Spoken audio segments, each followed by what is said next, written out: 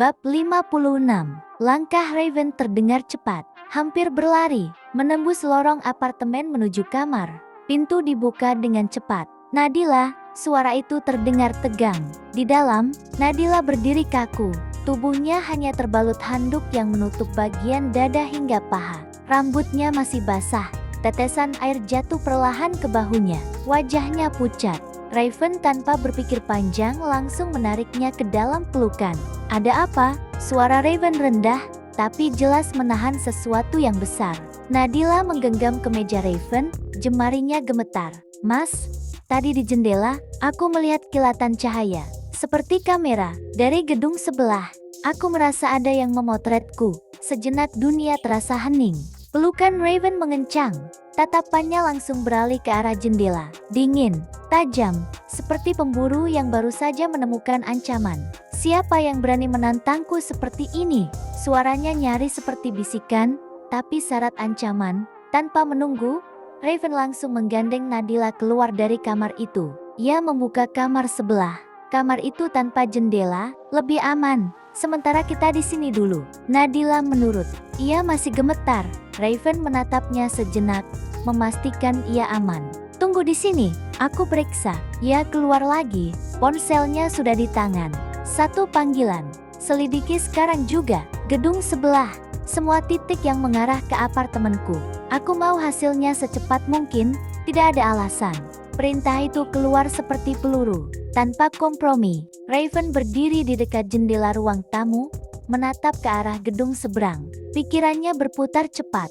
Pasti Wanda, nama itu langsung muncul. Ia belum ditahan. Masih punya waktu, masih punya cara. Sandy tidak mungkin, dia sudah berada di balik jeruji. Berarti hanya satu orang yang cukup gila untuk melakukan ini.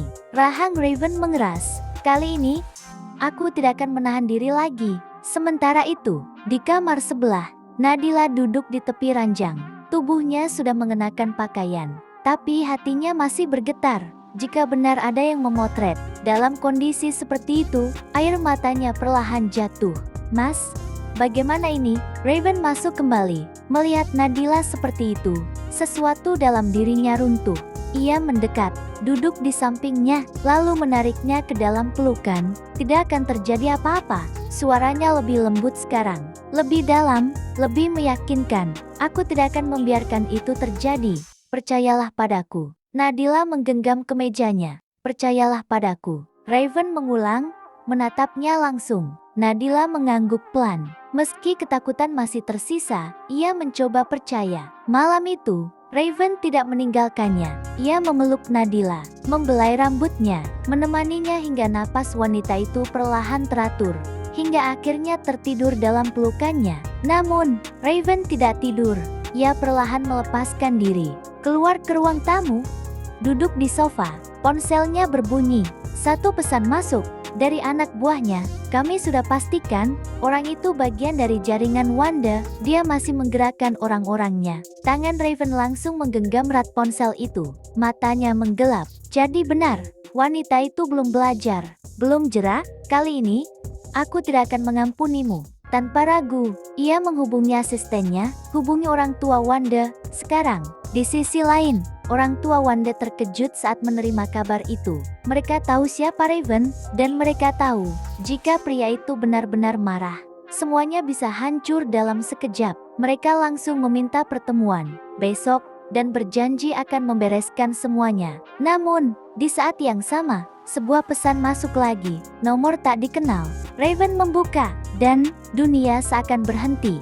Foto itu, Nadila hanya mengenakan handuk dengan sudut yang sengaja memperlihatkan bagian yang seharusnya tidak dilihat siapapun. Napas Raven langsung berubah berat, darahnya mendidih.